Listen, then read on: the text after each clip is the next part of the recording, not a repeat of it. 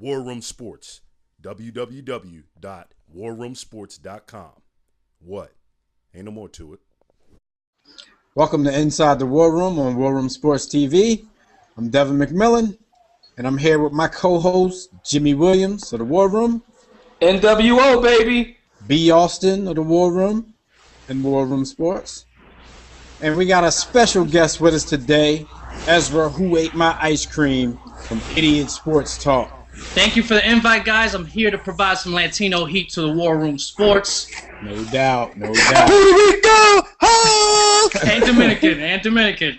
All right, so look, today's topic, we're going to talk a little bit about the New York Jets. Ezra just happens to be a fan of the New York Jets, so we got ourselves what we call an expert in the house. First thing, fellas, you know, the Jets are a team basically year after year. They have pretty high expectations.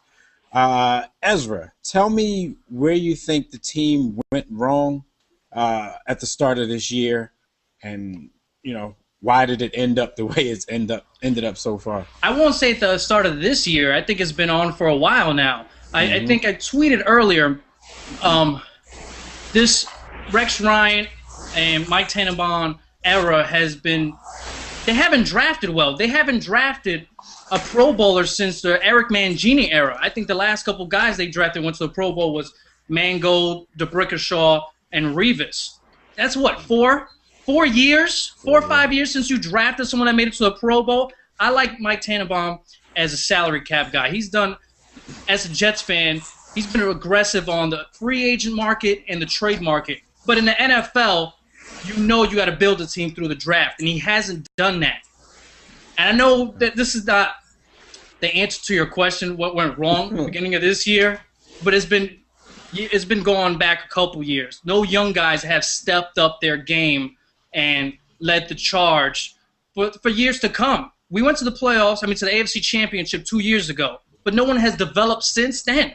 We know Mark Sanchez hasn't developed, but he's not the only problem. Sean Green is not a number one back, a three-down back, and there just hasn't been no infusion of great young players with the Jets for years. All right, well, speaking of Mark Sanchez, because you know he's a big polarizing topic when it comes to the New York Jets, B. Austin, what do you think of Sanchez's progression since he stepped into the league? You know, I'm one of the folks that habitually shits on Sanchez, but to be candid and completely honest, he has improved each and every year that he's been in the league.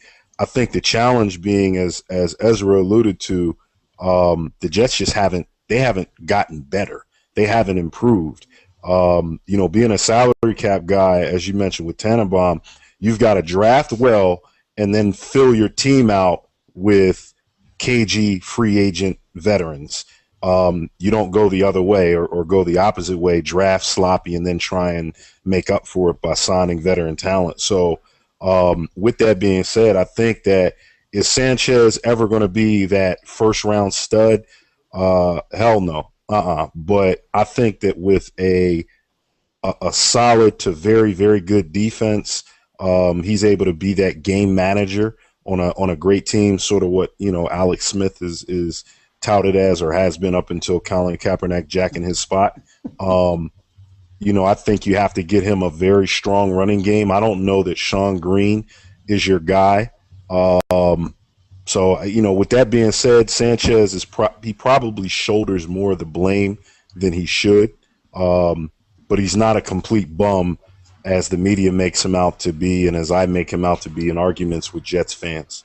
It's funny how he says about the word he used, game manager, and I blame that on Rex Ryan. When they drafted him, the 5th overall pick, you don't draft 5th overall picks to be game managers, and I think that messed him up as a development. You just don't draft guys to be like, hey, you know what, be a game manager for 2 years, and then you know what, you carry the team.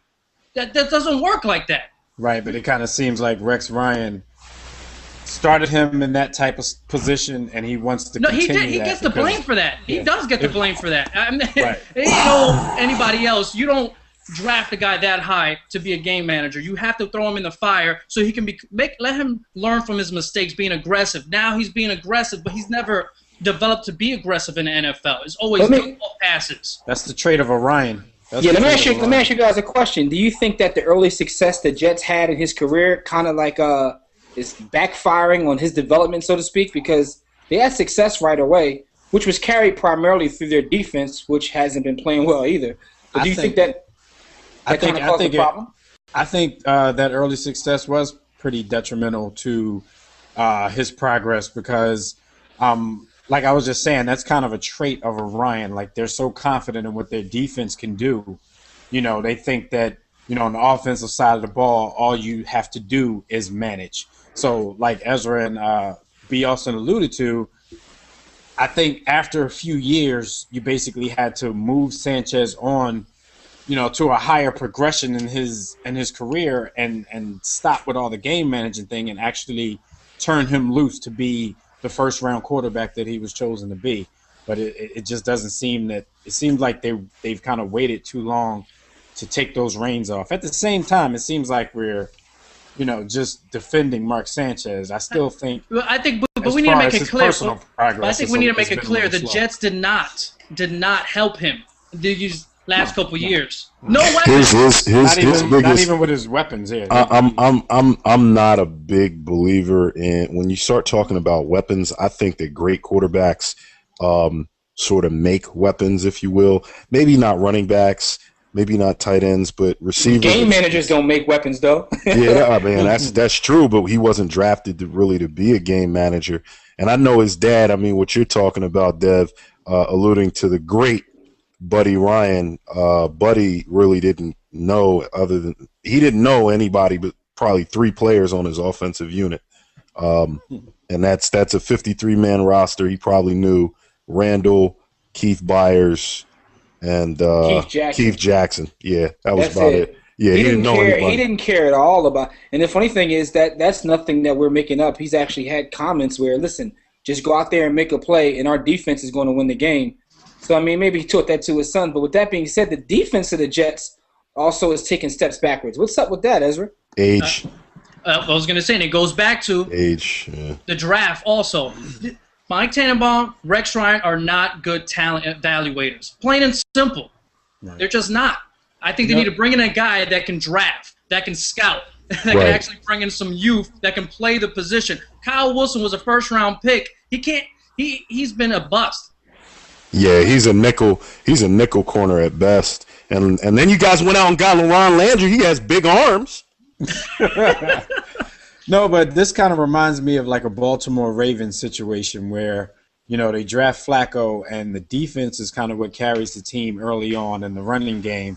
And then, you know, they try to groom Flacco for a few years later for him to kind of carry the team. I mean, it's backfired in the last few weeks.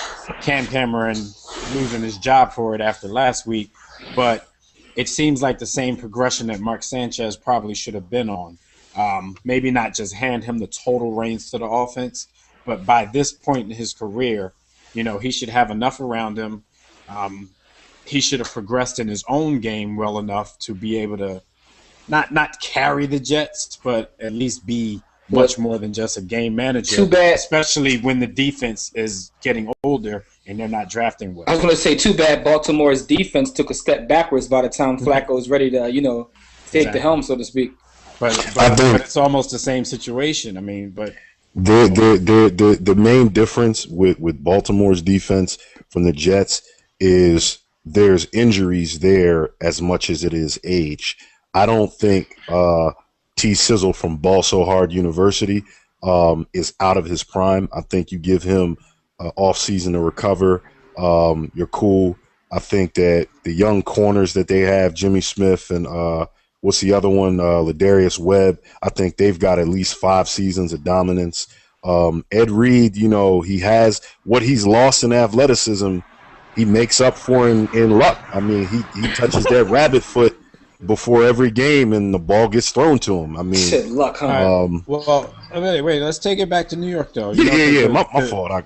The big elephant in the room, you know it is Tim Tebow.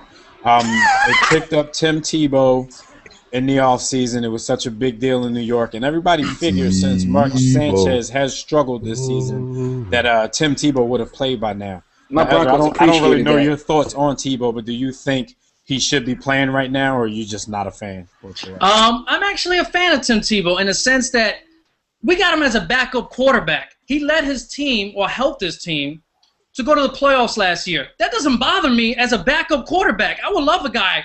Wouldn't everybody love a backup quarterback and help this team go to the playoffs just in case of injury happens? Sure. So that doesn't bother me in that sense. Should he be? Is he the answer? We'd have been 10-3 right now. No, he would not make us 10-3 because we obviously know his deficiency. But he has no weapons. Don't hate on my man Tim. I like Tim Tebow, and you know what? Michael Vick won games in Atlanta. He wasn't a great passer. All right, and you guys know. You guys know about Michael Vick, obviously. I think you can win with a type of guy like Tim Tebow, but you have to build a team around him, and the Jets do not have a team.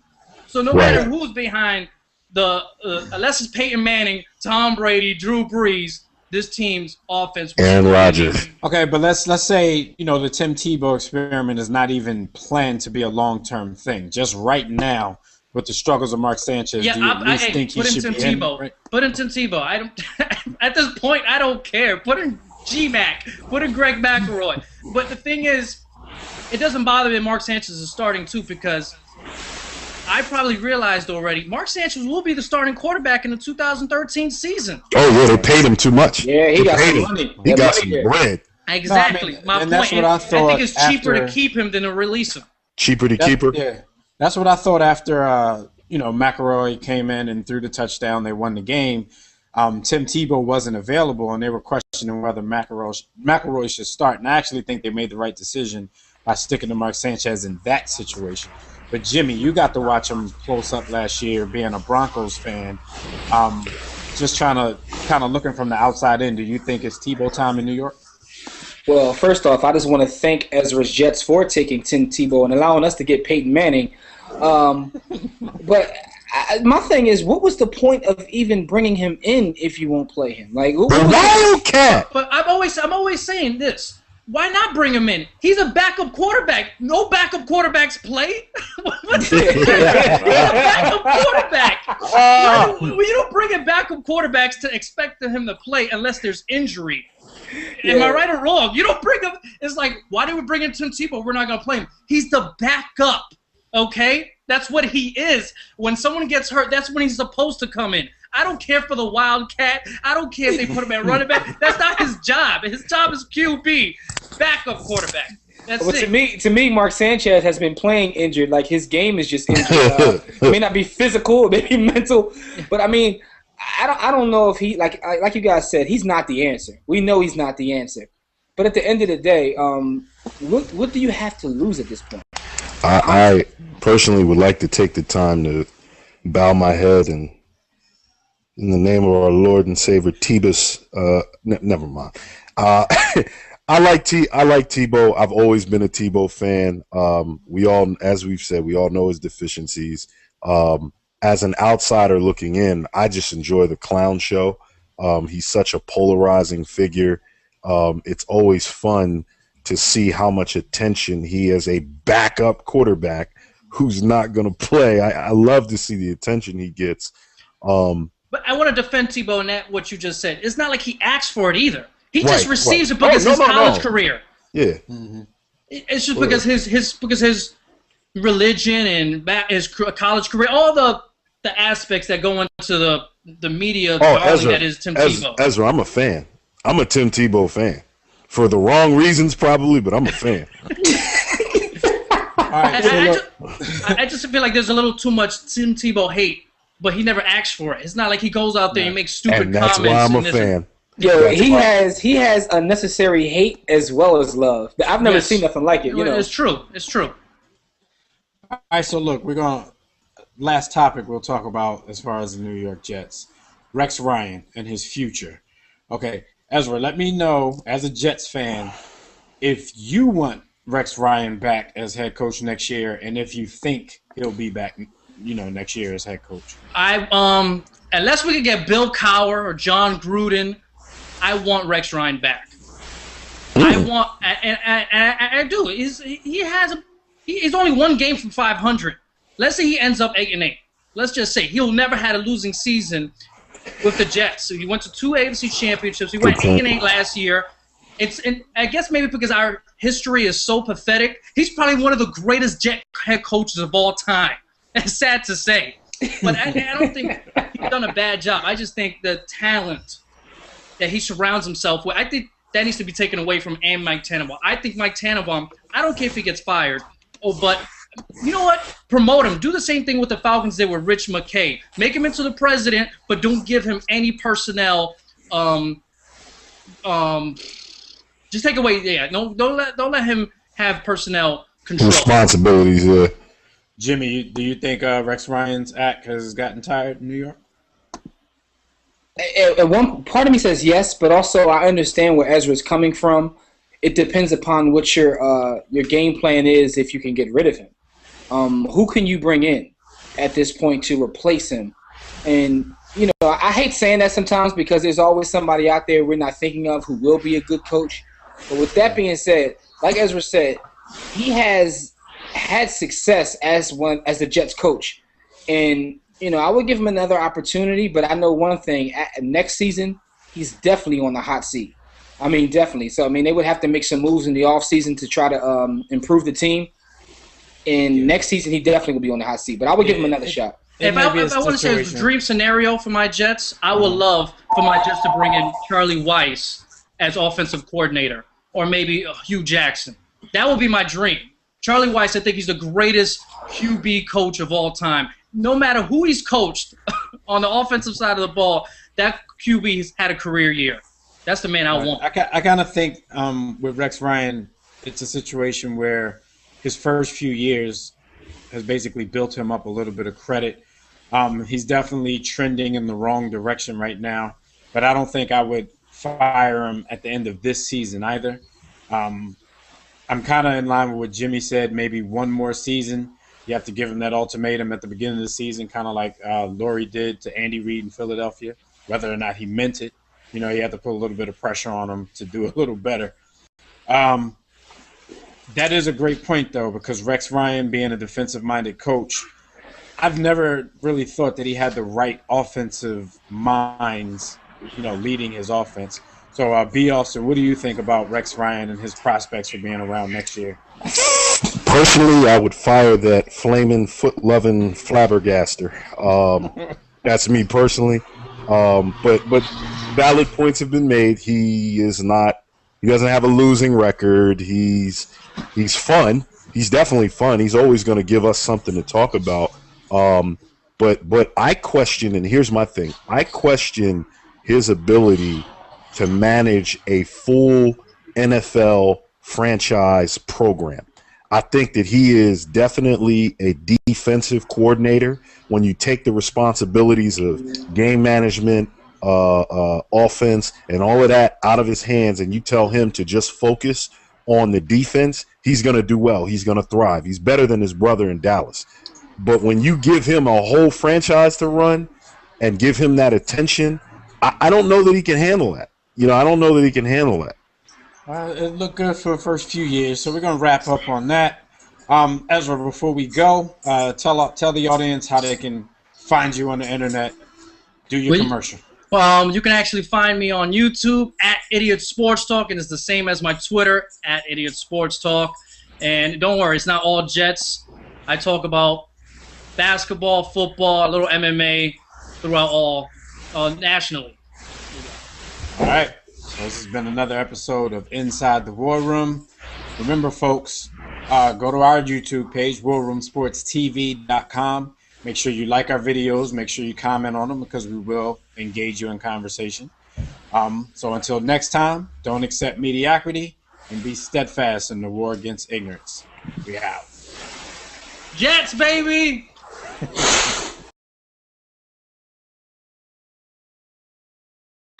It's the war room with 5 nights at the round table, 5 Philly guys diversified and